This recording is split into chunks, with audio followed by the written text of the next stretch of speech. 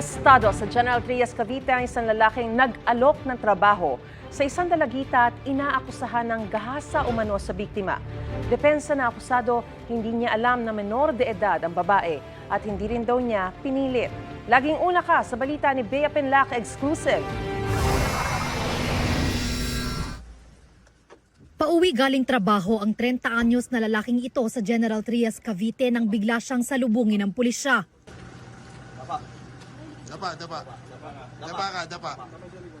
Pinadapa, pinosasan at hinuli siya dahil sa panggagahasa at pang-aabuso umano sa 17 anyos na babaeng nakilala niya online.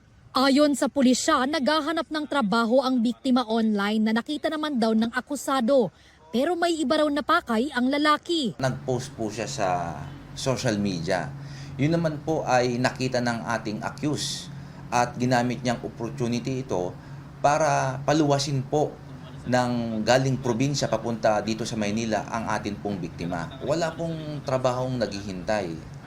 Ang talagang hanap talaga ng ating akusado ay magkaroon po sila ng relasyon at magawa niya yung pang-aabuso po sa atin pong biktima.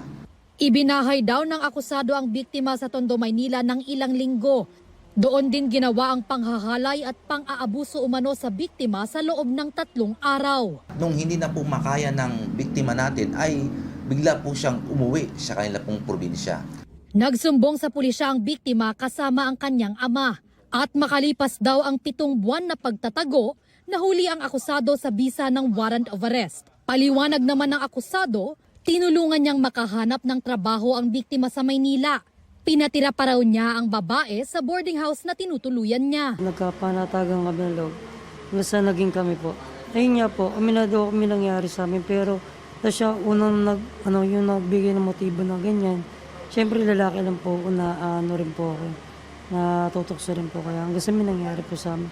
Pero wala po mong sa pilitan pong ginawa ko. Kahit sabihin bago lang po kami, minahal ko na po siya na parang matagal na po kami. Dagdag pa niya, hindi niya alam na menor de edad at taga-Tarlac pa ang biktima. 19 anyos na taga-Caloocan daw kasi ang pakilala nito sa kanya. Sisikapin namin makuhanan ng pahayag ang biktima ukol sa sinabi ng akusado. Non-bailable ang kasong rape at 3 counts ng child abuse na kinahaharap ng akusado na nakakulong sa Moriones Police Station. Ito ang unang balita. Bea Penlac para sa GMA Integrated News. Gusto mo bang mauna sa mga balita?